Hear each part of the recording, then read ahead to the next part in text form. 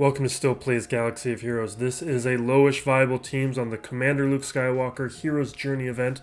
We were able to find some nice lows to take advantage of the journey guide and to save a ton of resources that can be used on the rest of your roster or on Luke Skywalker himself. So here are the goals of what we're trying to do here. We're trying to limit the use of Omega abilities, save millions in credits per character, save those purple ability mats, and save the rare and more high demand gear. So here is the level of development I was able to unlock CLS and beat the final tier this time around. When I first played this event on my main account, it was during my first year of playing. The second or third time the event came around, I didn't have a lot of high quality mods and I didn't have a lot of access to high quality mods because at the time you needed to have certain factions developed in order to beat those mod tiers. So I was dealing with a lot of 1, 2, 3 dot mods which just didn't cut it. This time around, mods make all the difference. This account is 21 weeks old. If you've been watching the new account series, you've been seeing how I've been treating mods like an endgame player since they became unlocked. You can be farming 5 dot mods within a few days of mods becoming unlocked within the game. And those mods make it possible to beat this event with only 2 level 78 characters. We only have 2 Omegas on Leia, and we took her to 78 just so we could have access to those Omega abilities. This leadership here on Han, that's a level 7 ability maxed out. That's not an Omega. R2 here, we only had to take him up to 1 level 7 ability. Luke, the damage is pretty important, so those are level of 7. Old Ben here, all that matters is survivability. And to reiterate, those levels of development was for the final 2 tiers of the event.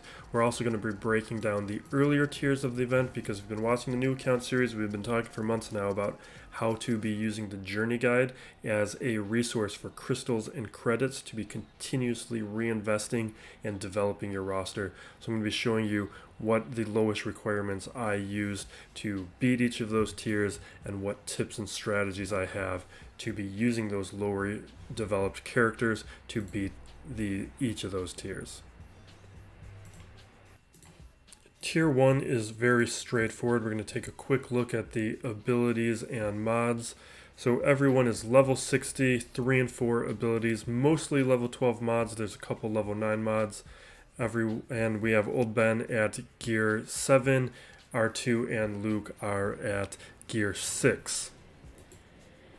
Now, there's no real trick to this except for the final wave. In the final wave, you need to take out Aurora first, or he gets a bunch of healing and becomes impossible to take out. And in a moment, we'll show footage of what that looks like if you don't take him out, just as a juxtaposition. So again, focus on the leader.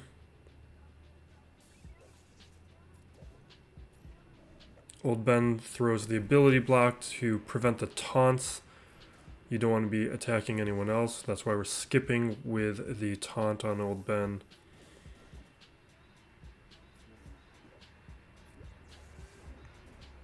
Trying to minimize taking out those tanks as much as possible and just focusing our attacks on Aurora.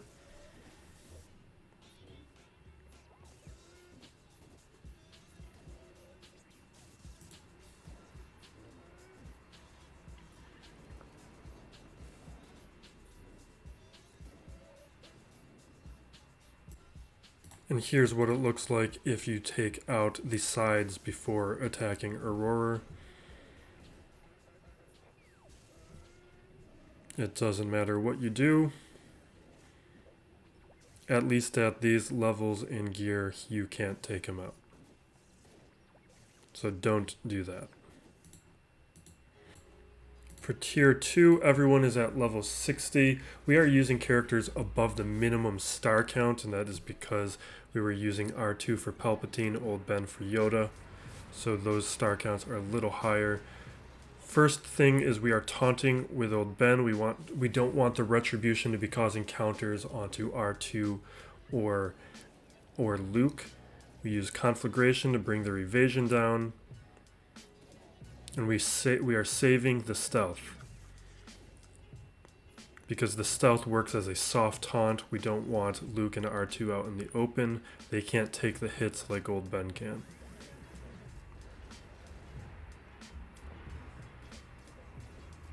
Now, Old Ben is starting to get pretty weak here. Now we're attacking other characters, so the Retribution doesn't take out Old Ben. And now that the taunt is gone, we are being saved by being under stealth, or were a moment ago. And there's our victory and our rewards, which are very helpful.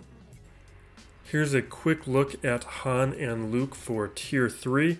The key here is making Han as defensive as possible and Luke as offensive as possible. You can pause on any of them if you want to take a longer look. We're going to discuss more of this as we go through the play. So we have taken Han up to 6 stars to increase that tankiness. We have put the mods up to level 15 that are defensive related on Han, and the offensive related mods on Luke have been brought up to level 15. Luke has his attacks at level 7. Han, the leadership is important, and the unique is very important, so he has a level 7 unique. You're going to get stuck behind taunts, so just go after the tanks. I try to land a stun to start, but it hardly makes a difference. You can just go after those tanks. You're at a big disadvantage, so your focus here is really getting out of that disadvantage as quickly as possible. Once you get rid of the stormtroopers, scout trooper is the weakest, and then snowtrooper, so taking them out in that order helps, but from time to time you'll see that I try and land a stun on the leader, because he takes so many frequent attacks. He gets Han out of the protection pretty quick.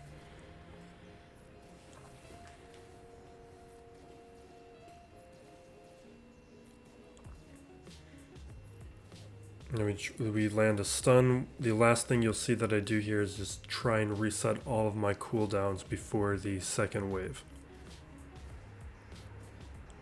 So we have all my cooldowns reset. We're just using basics. And now we're going with the stun to start. We target the stormtrooper and stun him because there's only one stormtrooper. We don't want to be stuck behind a taunt. Now we can focus on that snowtrooper and take him out very quickly and start removing that disadvantage that we begin the stage with. We go for another stun, but because we don't land it, we focus him on taking him out because we know he's going to take his turn and taunt.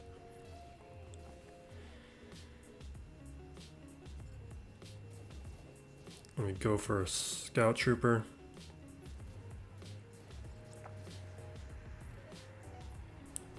Try and land a stun, but we don't get it. Now we're focusing on these other side characters so we can get back out of this disadvantage.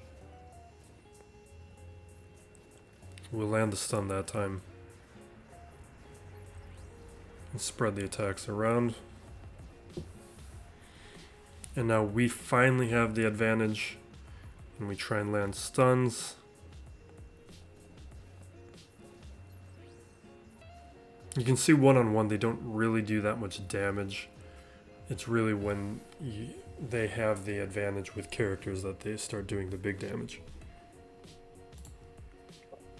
And there's the prizes. Now a quick look for Tier 4 at Leia and Luke. At their abilities and mods, you see we're at level 5 abilities here in this case. They're at the 6-star minimum. I'm showing the stats on these characters. So we're getting the crit chances up as high as possible and the speeds as high as possible with the mods that I have, which aren't great, but you want to get the speeds to as good as you can. With Leia, you see that she's at level 66. We leave her there. She's going to be under stealth for the most part, so her reduced level is not as big of an issue. Her multi-attack is limited to only 2 hits at this stage. The third attack is on the Omega.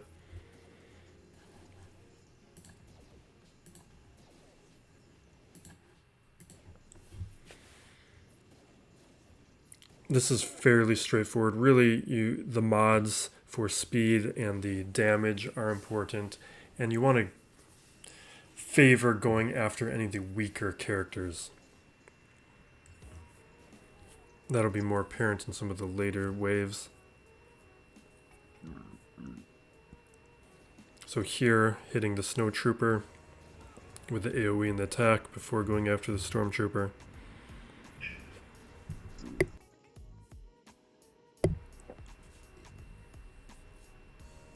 Scout Trooper has more health, so we target the Magma Trooper.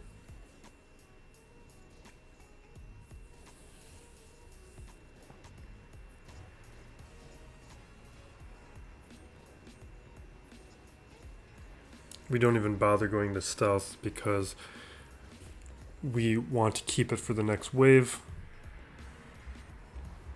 Without the Omega, it doesn't reset as quickly.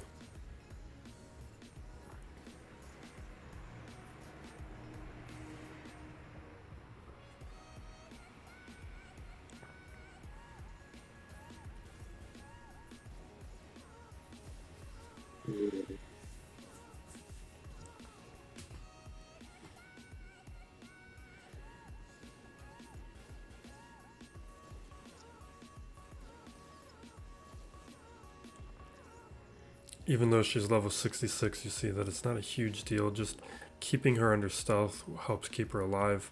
She still does plenty of damage. Her unique also heals.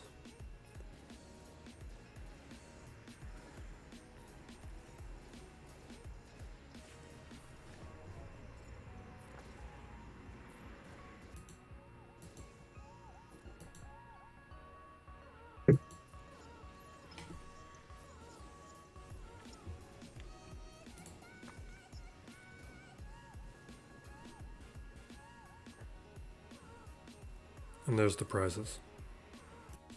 And before we begin tier 5, a quick look at the mods on Old Ben with his primaries, secondaries, and the related stats. For tier 5, you can do this at level 65, very low abilities, mostly 3 and 4, except for the unique we have at level 5, because that adds a little bit of survivability. The leadership helps with the evasion. You'll see that it will come in handy later. The turn order is important because of the cooldown. So we do the ability block. Then we do the taunt. We save the event ability because we still have a lot of health. Let Vader take his turns. Now here the leadership comes in handy. And now we use the event ability to heal, and we can now do the sacrifice. A little bit of RNG, but doesn't take too much. Old Ben's a good character, so you can afford to give him more abilities or level him up higher. You'll be using him later in the game. Before we begin tier 6, we're going to do a quick breakdown of each character, show where their development it was, and then we are going to do the breakdown of the mods, show the primaries, the secondaries, and where the stats were at. So with Han, he's level 78, gear 8. What matters with him was survivability, which is why he's the only character with a full set of level 15 mods. Now, what we're trying to do with each character is avoid putting on pieces of gear like this fusion furnace. Tons of characters use it. It's very valuable. We don't want characters who are not going to use really after this event to have it. Now, what does matter is his leadership. That we got up to level 7. That's a purple ability, not an Omega ability. And then we brought the bluff up to level 7 because of all that turn meter gain. The level 8 ability is a Zeta. We're not going to put those on. Because Han is not a damage dealer, we stopped developing the basic too much. And we don't really care about the Omega on the cooldown, because if you're timing R2's stealth, it doesn't really come into play. And what really matters is Han dying too early from taking too much damage, not whether or not he has the taunt. You're not really losing the other characters. The bigger issue is losing Han early. Now Leia's the other character at level 78. That's very important here. for applying the Omega to Rebel tactics. This is extremely important for this tier. It gives her a bunch of turn meter, which basically gives her a bonus turn and helps reduce the cooldown on that stealth even more. So she stays in stealth almost all the time and gets all these buffs. The other Omega here is really important, is her basic. It allows her to potentially be taking 3 attacks every time she uses her basic. Also gives her a bunch of turn meter, which will help her going. And because she is the damage dealer in this event much more than Luke, that is what we're looking for. The unique is at level 7. The level 8 is a Zeta. We don't want to put that on. You can see there's another fusion furnace here, another hypo syringe. Those are types of things we don't want to put on Leia. Then the only level 15 mods are the offensive primary and the speed arrow. Now R2 we care about the tankiness. We have met level 75. We avoided putting on the hollow projectors, and there's a bunch of data pads or keypads here that we didn't want to put on. What we do care about is the survivability. So the uniques help, and the smoke screen is nice. Now R2 you could level up more. He has plenty of use outside of this event, and if you were to, doing the cooldown on the stealth would actually be helpful, because then you're less likely to be in a scenario in the final tier where you don't have the stealth available when you want it.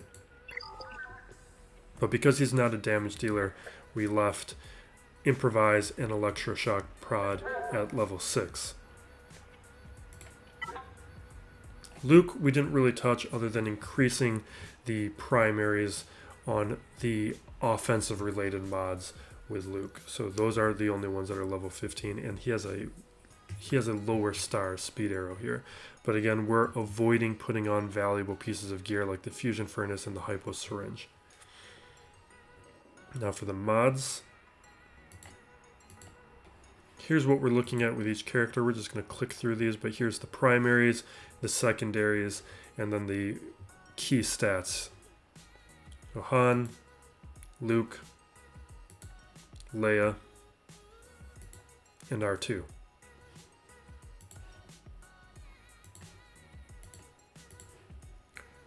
Now here is the playthrough.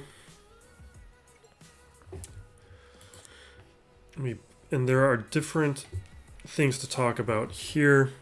So R2 and Leia, they both have the same speed. Really you want R2 to go first, but because they have identical speeds, it's a coin flip. But if R2 were to go first, I would have been able to stealth Leia beforehand and then do the double stealth on Leia. But it doesn't prove to be a difference maker on this playthrough. So you do the double stealth, you see I get those bonus stats and the bonus turn. What really matters though is the RNG element of whether or not Leia is getting those multi-attacks in, because taking those characters out quickly is the difference between Han entering wave 3 with protection or not. Now tier 2, what really matters here is we want to reset the cooldowns. So with Leia, the cooldown on the stealth is very quick, so we're not worried about using it. But with R2, we used the basics because the cooldowns are long, and we don't want to be stuck without those abilities in wave 3. So we go into stealth immediately, put foresight onto Han, let him taunt, try and go for a stun. We throw the conflagration down to bring the evasion down, and now Leia can do with his double stealth. We got to deal with these tanks, but as soon as the taunt goes away, we're going to go after that scout trooper, which is happening right here. We got lucky with the RNG, so scout trooper went down. Now we're going for commander because commander does the health. And we're just staying focused on him, trying to land stuns though on the stormtrooper to prevent that taunt from coming back. We got one taunt from one of the stormtroopers, so we got to take him out quickly. But you see Leia staying under stealth this entire time.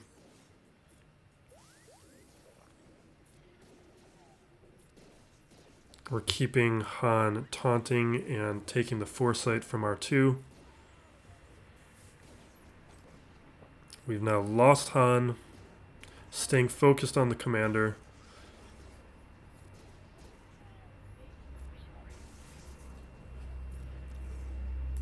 And now you see I'm getting very lucky with these multi-attacks from Leia and taking him out before R2 goes down. And that is CLS being unlocked in a way which saves a ton of resources. It lets you reinvest those resources into your roster or right onto CLS himself right away, especially at a time in the game where everything counts. And that's what we're about on this channel.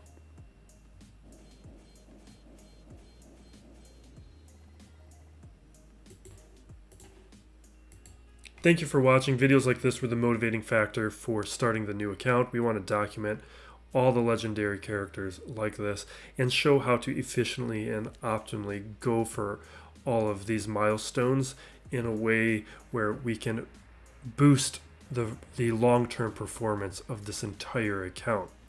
And we were able to do that with CLS, where we were able to use the journey guide to accelerate our performance. We're able to show how the shard economy changes, made the guild store a optimal place to go after CLS instead of doing the cantina farms, and instead using those cantina farms to go after several other characters to get ourselves ready for a lot of legendaries by the time we hit level 85. So there's going to be more videos like this coming for all the other characters. So again, this has been Still Plays Galaxy of Heroes. Be safe out there, everyone, and be excellent to each other.